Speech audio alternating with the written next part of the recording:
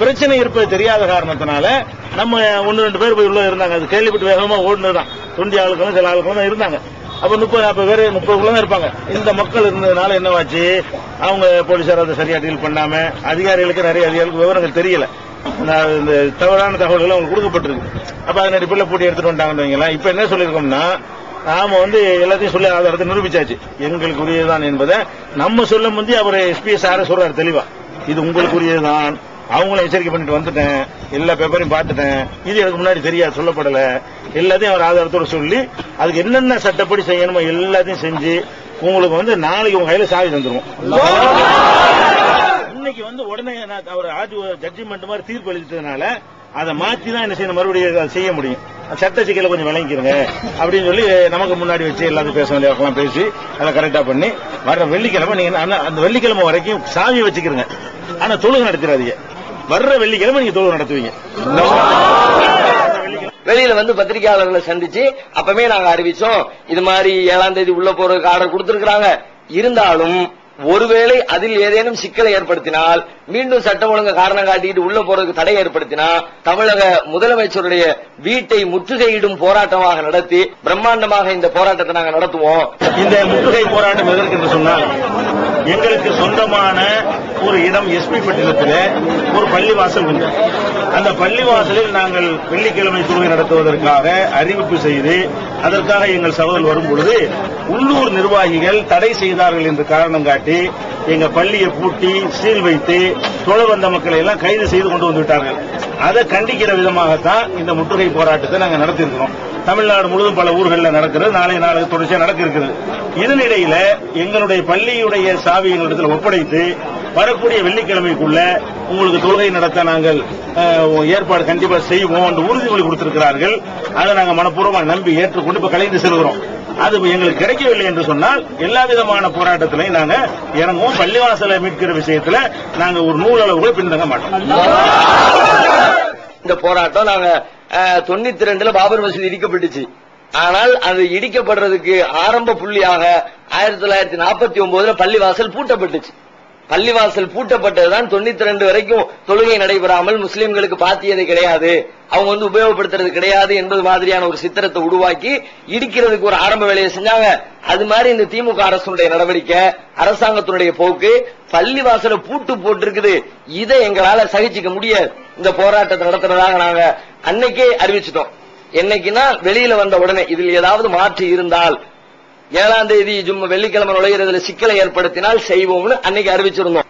நாங்க என்ன எதிர்பார்த்தோமோ, என்ன சந்தேகம் எங்களுக்கு இருந்துச்சோ, அந்த சந்தேகத்தை பலப்படுத்துற விதமாக மீண்டும் எங்களுக்கு ஒரு தடையை கொண்டு வந்துட்டாங்க. ஹைகோர்ட்ல இருந்து ஒரு ஆர்டர் வாங்குறாங்க, இந்த மாதிரி பிரச்சனையா இருக்கு, சட்டம் ஒழுங்கு சீர்குலையுது, அதனால நீங்க ஒரு இடைக்கால தடை உத்தரவு போடணும்னு சொல்லிட்டு வரக்கூடிய 14ஆம் தேதி வரைக்கும் யாரும் உள்ளே நுழையக்கூடாது என்று சொல்லி மதுரை உயர்நீதிமன்றம் ஒரு இடைக்கால தடை உத்தரவை பிறப்பிச்சிருக்கு.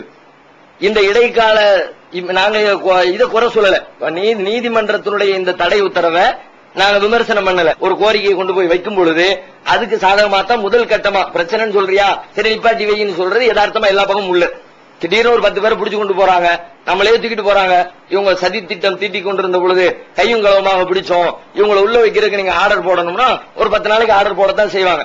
10 நாளைக்கு பிறகுதான் விசாரணை, அதனுடைய வழக்குகள் எல்லாம் நடைபெறும். அதனால இதை நாங்க சாதாரணமா விட போறது இல்ல. இது இந்த சம்பந்தப்பட்ட இதுல யாரெல்லாம் ஊழல்ல ஈடுபட்டு நீதிக்கு புறமா நடந்தாங்களோ இவர்கள் எல்லாம் கைது செய்யப்படணும், இவங்க மேல முறைப்படியான நடவடிக்கை எடுக்கப்பட வேண்டும் என்பதை நாங்க வலியுறுத்துறோம். அதனால வரக்கூடிய 17ஆம் தேதி, எதிர்வரக்கூடிய 17ஆம் தேதி தமிழக முதலமைச்சருடைய வீட்டை முற்றுகையிடக்கூடிய போராட்டத்தை வரக்கூடிய 17ஆம் தேதி நடத்துவதாக நாங்கள் உத்தேசிச்சிருக்கிறோம். ஏன் இதை நாங்க முடிவெடுத்திருக்கிறோம் அப்படின்னா, முதல்வர் வீடு முற்றுகைக்கான காரணம் என்னன்னா, காவல்துறை என்பது முதல்வருடைய நேரடி கட்டுப்பாட்டில் இருக்கிற ஒரு துறை. ஒவ்வொரு துறைக்கும் ஒவ்வொரு அமைச்சர்கள் நியமிச்சிருக்கிற மாதிரி காவல்துறைக்கான நேரடி அமைச்சராக முதலமைச்சர் கையிலே இருக்குது. ஆகையினால இதுக்கு முழுக்கவே அரசுதான் காரணம் என்று நாங்க நினைக்கிறோம். அரசும் அரசுடைய இயந்திரங்களும் அரசுடைய முக்கிய அதிகாரிகளும் தான் காரணம். இவங்க ஏன்னா, நான் இது லோக்கல் ஸ்டேஷன் கூட நீங்க நினைக்க முடியாது. லோக்கல்ல உள்ள பிரச்சனைக்கு எப்படி மேலிடத்தை நீங்க குறை சொல்ல முடியும், எப்படி நீங்க முதலமைச்சரை குறை சொல்ல முடியும்னு. இது லோக்கல் பிரச்சனையா இல்ல, நாங்க எல்லாருடைய கவனத்துக்கும் கொண்டு போயிட்டோம், அத்தனை அதிகாரிகளுடைய கவனத்துக்கும் கொண்டு போயிருக்கிறோம். முக்கிய அமைச்சருடைய கவனத்துக்கு கொண்டு போயிருக்கிறோம். போன் பண்ணும்போது யாரும் எடுக்கல. அந்த குறிப்பிட்ட அந்த தேதியில முதல் நாள் வரைக்கும் பேசுறாங்க. முக்கிய அதிகாரி கூட சந்திச்சு இந்த பிரச்சனை எல்லாம் சொல்லப்பட்டு அவர் ரொம்ப உறுதியா சொல்லியிருந்தாரு, கண்டிப்பா நாங்க பொறுப்பு மாத்தி விட்டுருக்கிறோம், சிவகங்கை எஸ்பி வருவாரு, எல்லா பாதுகாப்பு செய்யப்படும் அப்படியெல்லாம் பேசுறவங்க. மறுநாள் நாங்க எங்களுடைய செல்பேசிகள்ல இருந்து தொடர்பு கொள்றோம், எந்த அதிகாரியும் எங்களுடைய தொலைபேசிக்கு பதில் கொடுக்கவே இல்லை. இது சம்பந்தமா தான் இவங்க பேச போறாங்கன்னு அவங்களுக்கு தெரிஞ்சிருக்கு. அப்ப அவங்க அமைச்சர்கள், எம்எல்ஏக்கள், அதிகாரிகள் அவங்களுடைய நெருக்கடி வேற இருந்ததுனால இது அட்டன் பண்ணா அவங்களுக்கு என்ன பதில் சொல்றது, ஒன்னும் சொல்ல முடியாதுன்றதுக்காக வேண்டி அவங்க தவிர்த்திருக்கிறாங்கன்றது அவங்களுடைய இந்த நடவடிக்கையில இருந்து எங்களுக்கு புரியுது. அதனால இத இவ்வளவு பெரிய இந்த கோர்ட் இந்த தடை உத்தரவு போடுறதுக்கும் அந்த அதிகாரிகள் தான் காரணமா இருந்திருக்கிறாங்க, அங்க இருக்கக்கூடிய லோக்கல் பிரமுகர்கள் காரணமா இருந்திருக்கிறாங்க. முழுக்க முழுக்க எங்களுக்கு பாத்தியப்பட்ட ஒரு சொத்தை நாங்க பயன்படுத்துறத தடை விதிக்கிறதுக்கு சட்டத்துல எந்த முகாந்திரமும் இல்லாத ஒரு அநியாயமான முறையில கோர்ட்டுக்கு தப்பான தகவலை தந்து இந்த தடை உத்தரவு அவங்க வாங்கியிருக்கிறாங்க. இதை வென்றெடுக்கிற வரைக்கும் நாங்கள் பிரம்மாண்டமாக இந்த போராட்டத்தை நடத்துவோம். அதுவும் கூட அந்த 17ஆம் தேதி போராட்டம் என்பது 17ஆம் தேதியோடு முடிந்து வருகிற போராட்டம் அல்ல, 17ஆம் தேதி துவக்குகிற போராட்டம். நாங்கள் எங்களுடைய போராட்டத்தை முதல்வர் வீட்டு முற்றுகையிலிருந்து துவக்குகிறோம். அன்னைக்கு எங்களுடைய தொடர் போராட்டத்தை நாங்கள் அறிவிப்போம். தொடர்ந்து இந்த இது முடிகிற வரைக்கும், இந்த பிரச்சனை தீர்வு கிடைக்கிற வரைக்கும் எங்களுடைய போராட்டம் தொடர்ந்து நடைபெறும். தொடர் போராட்டத்தினுடைய முதல் கட்டமாகத்தான் இந்த 17ஆம் தேதி முதல்வர் வீட்டு முற்றுகை நாங்கள் தேர்ந்தெடுத்திருக்கிறோம். ரெண்டாவது விஷயம் என்ன கேட்டீங்கன்னா, பள்ளிவாசல் என்பது எங்களுடைய வழிபாட்டு ஸ்தலம். வழிபாட்டு ஸ்தலம் சொன்னா நாங்க எங்க உயிரினும் மேலா மதியக்கூடிய இடம்.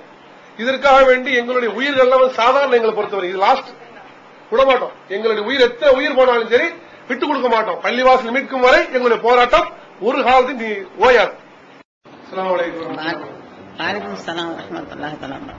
இப்ப இந்த எஸ்பி பட்டணத்துல உள்ள சின்ன பள்ளிவாசல் இருக்குல்ல, இந்த பள்ளிவாசல் நீங்க கட்டிருக்கிற சொல்றீங்களே, இது உங்களுடைய முழுக்க உங்களுடைய சொந்த காசுல கட்டினீங்களா அல்லது வசூல் பண்ணி கட்டினீங்களா? முழுக்க எங்களுடைய சொந்த காசுலயே கட்டினது. நாங்க யார்ட்டையுமே வசூல் பண்ணல. 1990 அந்த இடம் நான் வாங்கினேன். வாங்கி 94 அந்த நேரத்துல பஸ் அந்த மாதிரி இப்ப உள்ள வசதி மாதிரி கிடையாது. அப்ப பஸ் கொஞ்சமா தான் வரும். பிரயாணிகள் இருந்துட்டு தொழுகிறது ரொம்ப கஷ்டமா இருக்கு. அதுக்காக பிரயாணிகளுக்காக எங்களுடைய சொந்த காசுல என்னுடைய சொந்த இடத்துல என் ஹஸ்பண்டுடைய முயற்சியில அந்த பள்ளி கட்டினது. இந்த இடம் எஸ்பி பட்டணத்தை சேர்ந்தது இல்ல, எஸ்பி பட்டணத்து பஞ்சாபத்தை சேர்ந்ததும் இல்ல, சோழகன்பேட்டை ரகுநாத சமுத்திரத்தை சேர்ந்தது, புள்ளக்கடமும் பஞ்சாயத்தை சேர்ந்தது. எஸ்பி படத்துக்கு அந்த இடத்துக்கும் காணிக்கும் சம்பந்தமே இல்லை. அதனால சோழகன்பேட்டையில மக்கள் நிறைய குடியேறிடுச்சு. அப்ப இவங்க அங்க போய் தொழுறாங்க, 1 கிலோமீட்டருக்கு மேல போகணும். அதுக்காக மக்களுடைய சிரமத்தை நினைச்சு எங்க ஹஸ்பண்ட் நானுமா முடிவு பண்ணி இந்த பள்ளியாசல சொந்த காசுல எங்க சொந்த இடம்